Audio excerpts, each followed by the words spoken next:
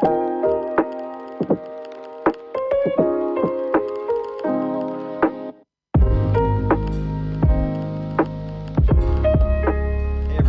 back to the channel. Today I want to talk about McIntosh. What about McIntosh?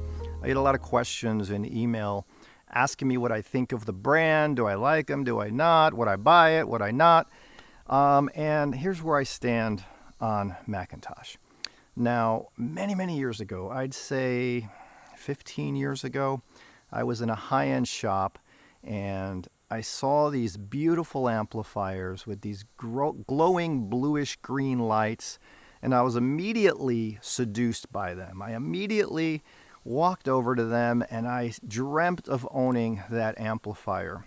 Years later, when I had the means, I bought my first McIntosh setup. I think it was I don't know if I'm right on this, the MA2275 or something. It was a 75 watt per channel tube integrated amplifier, and I thought it was the most beautiful thing. I bought it in Arizona, in Scottsdale, and it might have been Tempe at the time, and I got it home, I hooked it up, I had Sonus Faber Guarneri Mementos, and lo and behold, the amp just didn't have enough power to drive those speakers. So I was a little let down by it, but I wasn't let down by the amp, I was let down by the fact that I mismatched the amp to the speakers. About a year later, I sold that amp, and it was a few years later that I read about a new amp from McIntosh, a new line of integrated amps.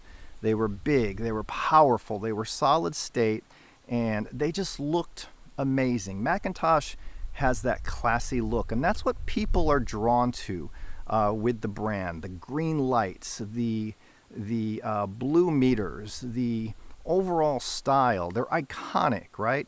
So a lot of people go into McIntosh for that style. Now, when I bought my first integrated, was it the MA7000, or it was one of the first big powerhouse ones they came out with.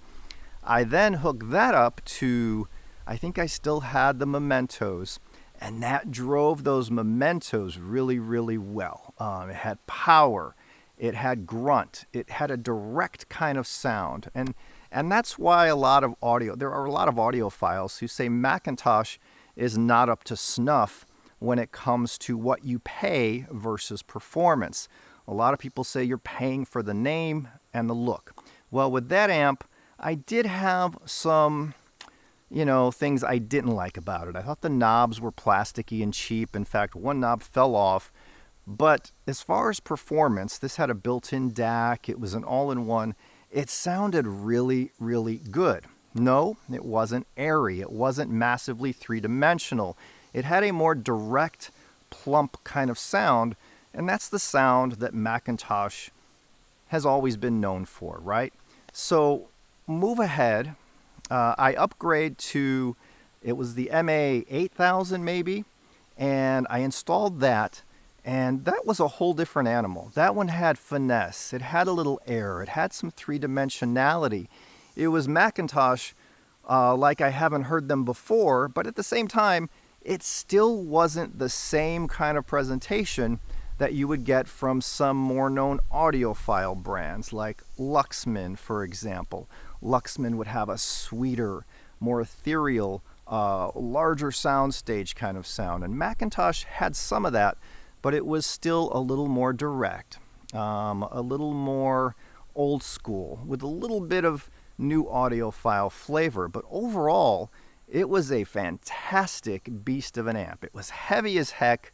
When you shipped it, you had to screw it down the boards inside this big box, and it was not fun moving it around. But as far as performance, I didn't really have any complaints. It did what it did. It looked beautiful, and it was large.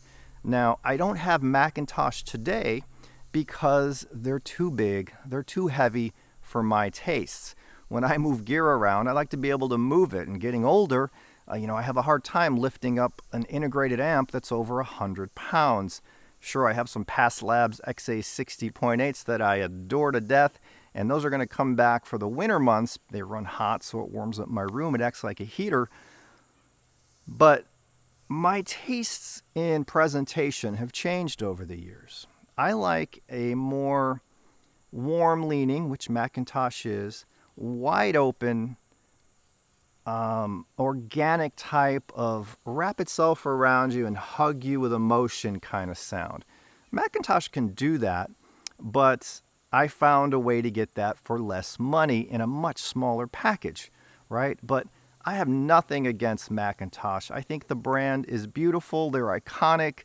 If you own a McIntosh, you own a piece of history. You own a beautiful piece of hi-fi that is hi-fi. It might not be the uber high-end sound with extra special sparkly details and three-dimensionality, but they make music and they play music really, really well.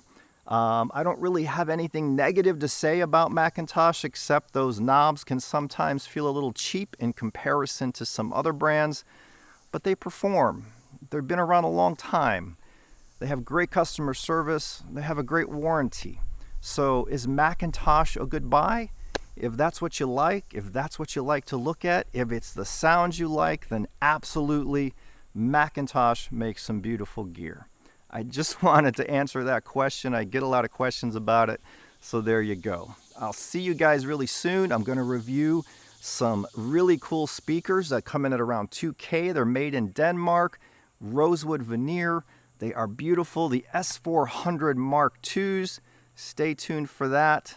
They're actually really special for the price. The hype is real with these guys. I'll tell you my thoughts on exactly what they sound like compared to many other bookshelf speakers in an upcoming video. So have a great day. Thanks all. I love you all. I'll see you next time.